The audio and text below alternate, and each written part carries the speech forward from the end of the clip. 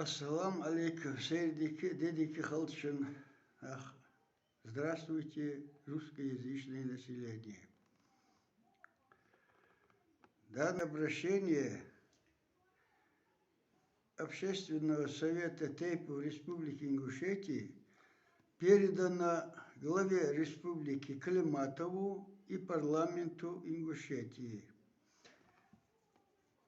Обращение написано Советом Тейпов. Мне, как старшему, поручено обнародовать через интернет копию этой передачи. Вновь избранному парламенту. Так, обращение Общественного совета Тейпов Республики Ингушетии к вновь избранному парламенту, правительству Республики Ингушетии, лично главе Калиматову.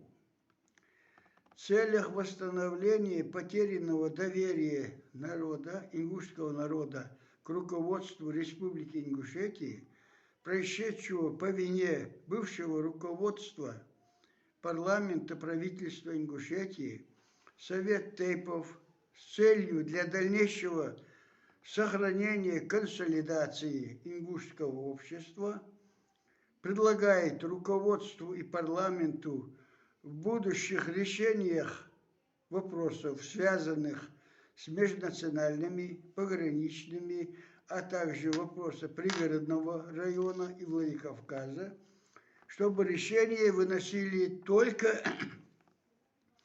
с участием народа, то есть с участием Президиума Совета Тейпов, во избежание повторного раскола ингушского общества. Это предлагается на основании того, что Совет Тейпов является признанным народом и избранным народом общественным органом. Также вследствие изложенного Совет Тейпов просит главу Калиматова и парламент Ингушетии поставить вопрос перед президентом Владимиром Владимировичем Путиным об освобождении ингушских политзаключенных, так как в их деяниях по закону Российской Федерации народ не видит состава преступления, противоречащий российским законам. И заключены они, оговорены правительством.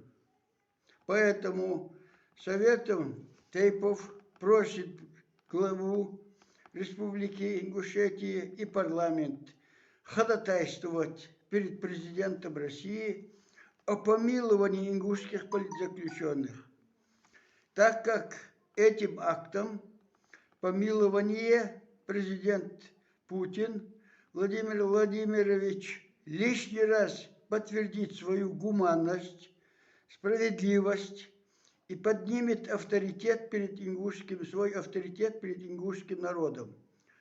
А ингушский народ сохранит свою преданность президенту и государству, как всегда было в истории России. Для пояснения, среди политзаключенных старики с плохим здоровьем в связи с возрастом. В любом случае они не выдержат такого наказания, которое по заказу судом было объявлено. Среди них есть молодые люди, у которых остались дома дети, несовершеннолетние, даже дети-инвалиды, которые лишены кормильцев. Это следующие люди.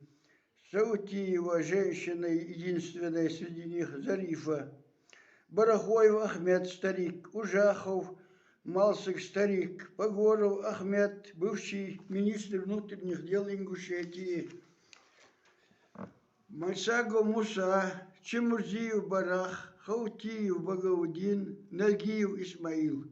Вот эти люди, которые мы просим, Совет Тейпов просит помиловать президента России.